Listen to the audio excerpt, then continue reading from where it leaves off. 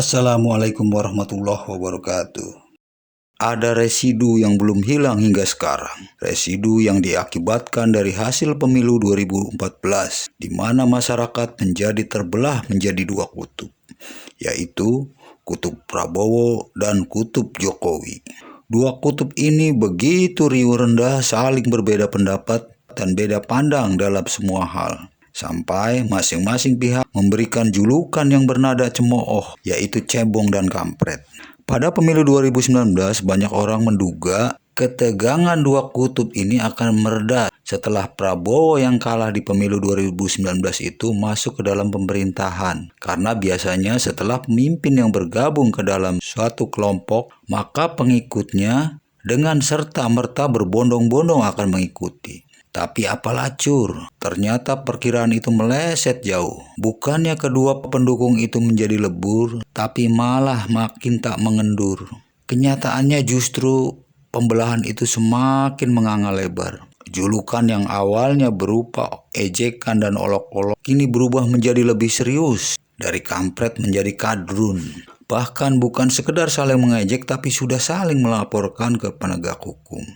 Pertanyaannya adalah kenapa kedua pendukung ini tetap saling berhadapan, sedangkan sang pemimpin sudah lunak hati bergabung dengan kubu lawan. Untuk memperoleh jawabannya, maka kita harus menelaah sebetulnya seperti apa para pendukung Prabowo ini.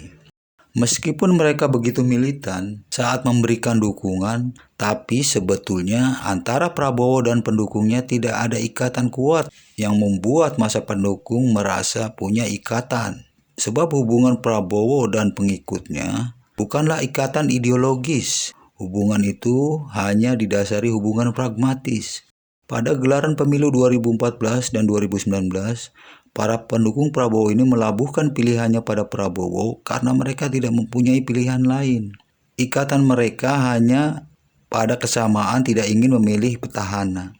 Tapi selain petahana, tidak ada calon lain selain seorang Prabowo. Jadi mau tidak mau, suka atau tidak suka, mereka menjatuhkan pilihannya pada sosok Prabowo.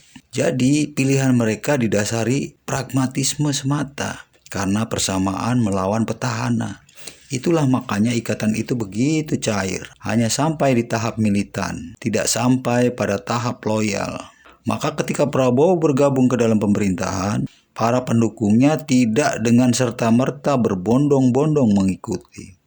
Kini ketika pembelahan di tengah masyarakat itu belum tuntas, yaitu antara kutub Jokowi yang dalam hal ini berubah menjadi penerus Jokowi dengan kutub yang lain yang menggaungkan perubahan, maka seperti pemilu 2014 dan 2019, dua kutub itu kini tengah saling berhadapan kembali antara meneruskan dan perubahan.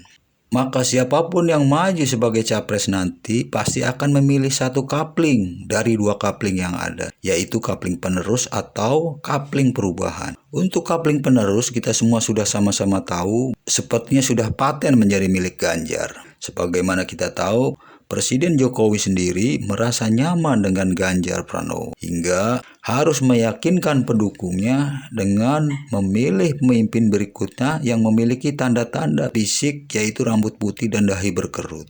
Untuk kapling sebelah yaitu kapling perubahan kini juga seperti menjadi paten dari Anies Baswedan, di mana dukungan dari basis-basis massa pendukung Prabowo dulu begitu antusias menyambut pemimpin baru mereka, sang rising star yang namanya terus berkibar.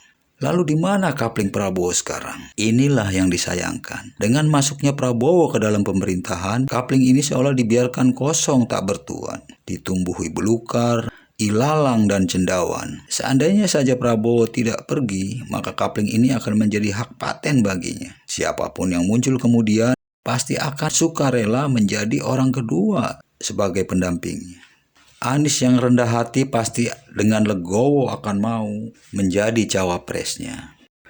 Kapling kosong itu kini seperti ditakdirkan menjadi milik Anies. Dengan segala rekam jejaknya, Anies seolah menjadi sosok yang pas untuk menempati kapling itu. Dan dengan tangan dinginnya kapling itu berubah menjadi semarak, dipenuhi lapak-lapak, tempat menjajakan asa dan harapan untuk perbaikan masa depan. Patut disayangkan memang, ceruk pemilih yang tersedia hanya memiliki 2 ceruk saja, yaitu penerus dan perubahan. Ini semua tak terlepas dari beratnya syarat ambang batas minimum 20% yang berlaku saat ini, sehingga pembelahan di masyarakat tidak dapat diurai oleh hadirnya sosok-sosok alternatif yang menawarkan sesuatu yang berbeda dari 2 kutub yang ada. Dan Prabowo yang bergabung ke dalam pemerintahan kini harus rela kehilangan ceruk itu. Kini ibarat kedelai sudah menjadi tempe. Kini Prabowo sudah tak memiliki kapling lagi. Peruntungannya kini hanya disandarkan pada perhitungan dan kalkulasi imajiner. Berharap endos agar diakui di kapling penerus, sambil berharap masih bisa mendapatkan sisa-sisa suara pendukungnya dulu di kapling perubahan. Sangat miris memang. Seorang yang begitu dielu-elukan dulu di 2 pemilu sebelumnya kini hanya seperti pemain pengganti yang duduk manis di bangku cadangan. Seorang yang dulu didukung begitu militan kini harus berada di persimpangan jalan. Persimpangan Ganjar Pranowo dan Anies Baswedan. Terima kasih.